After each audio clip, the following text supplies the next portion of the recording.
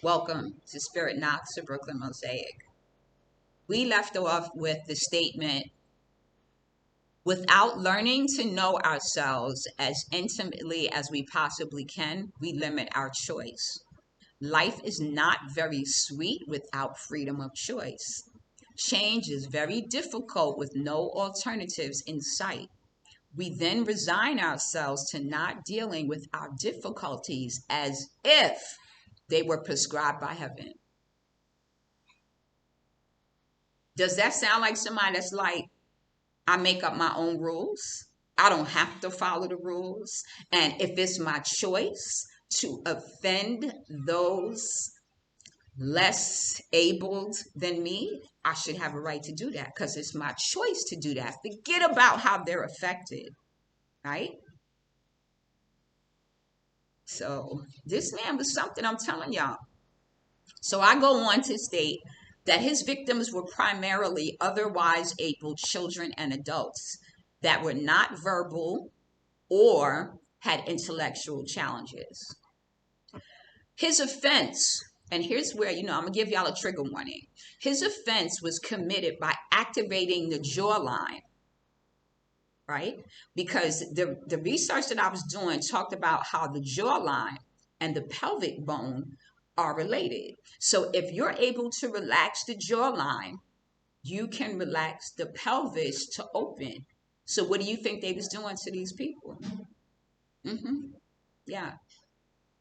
So he would activate the jawline with illicit sexual behavior and penetrating the male organ into the genitalia of the victim would activate the pelvis bone to relax and allow the perpetrator to commit his offense with little detection and act as an incubus. So once he is penetrating this child, whether by the mouth or the anus or the vagina, he is able to then pull from them and extract and harvest whatever he thinks that life force is that will connect him to having the choices he wants.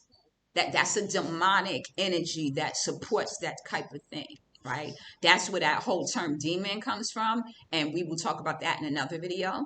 So basically, he was changing the chemical composition with a neurological stimuli, and his neurological stimuli was rape. Re-educating the nervous system with penetration of the orifices produces invasion and movements. That's what he was doing.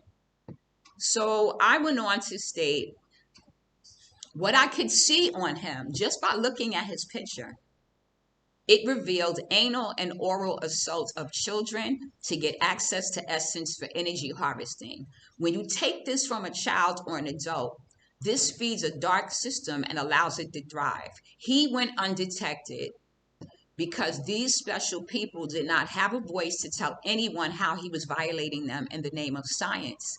He was diabolical and quite methodical and calculating in his offenses. His confessions are hidden in his verbiage, the confessions that I read to you all. He had the audacity to leave simple instructions for his sex offending colleagues and religious followers, the churches, the priests, all these people indulging in firstborn rituals. How do they know how to do this to an infant?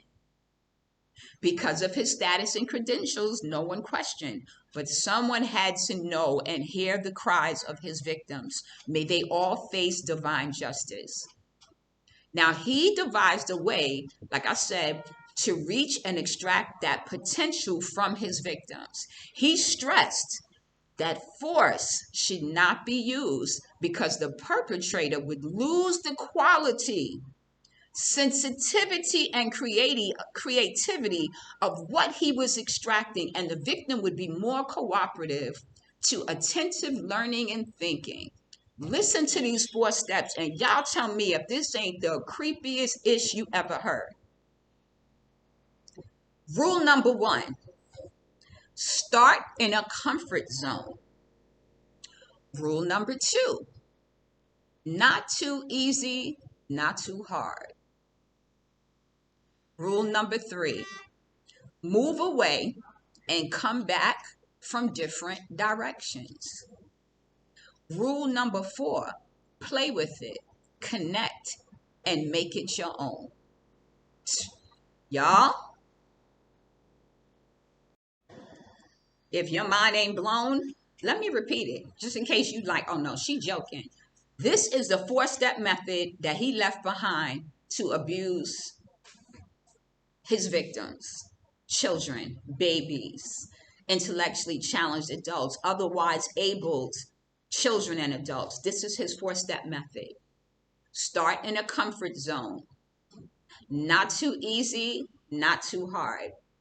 Move away and come back from different directions. 4, play with it, connect, and make it your own. Y'all better stop. If this don't sound like instructions for pleasing your consenting adult partner, then I don't know what does. This is simply disgusting and abominable. So when I tell you there's a special place in hell for him, if he's not there already, but they wanted us to know in this realm exactly what he did so that everybody who is doing this practice that he utilizes knows of the victims that this man left behind. His good name needs to go to hell with him. And that is my job. So yeah, you're going to get got from beyond the grave. Don't think because you got away with stuff and you died, no one will ever know, because somebody's going to know. Me. God is seeing to that. So I hope you all found this information useful. Take care of your babies. Don't have nobody around your kids, especially when they can't speak for themselves. Don't be leaving your children alone. I don't care how many titles people got behind their name. Demons get into everybody. This is an evil sex demon that goes after children and requires that energy to fuel that dark energy in the spiritual realm. Okay? Please, family, I hope you found this useful. If I come across any more information from this, you know I'm going to share it with the collective. I hope you found this useful.